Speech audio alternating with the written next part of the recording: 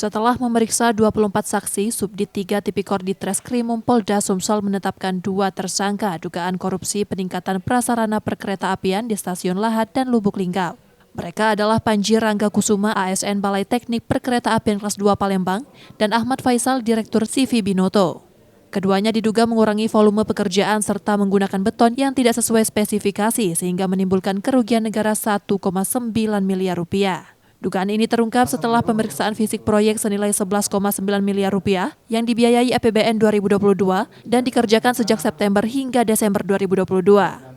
Perkara ini diawali dengan adanya dugaan tindak pidana korupsi kegiatan peningkatan prasarana perkeretaapian untuk optimalisasi pengoperasian di Stasiun Lahat dan Lubuk Linggau yang dikerjakan oleh CV Binoto pada Balai Teknis Perkeretaapian Kelas 2 Palembang di Kementerian Perhubungan yang menggunakan dana APBN tahun anggaran 2022 dengan nilai kontrak sebesar 11.972.610.035 rupiah yang terjadi dalam kurun waktu tahun 2022 di Provinsi Sumatera Selatan, sehingga mengakibatkan terjadinya kerugian negara sebesar 1.985.447,16 rupiah.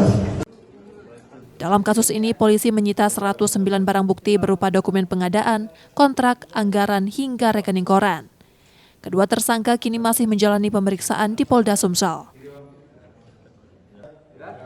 Reski Oktora, Muklas Diferensial, Kompas TV, Palembang, Sumatera Selatan.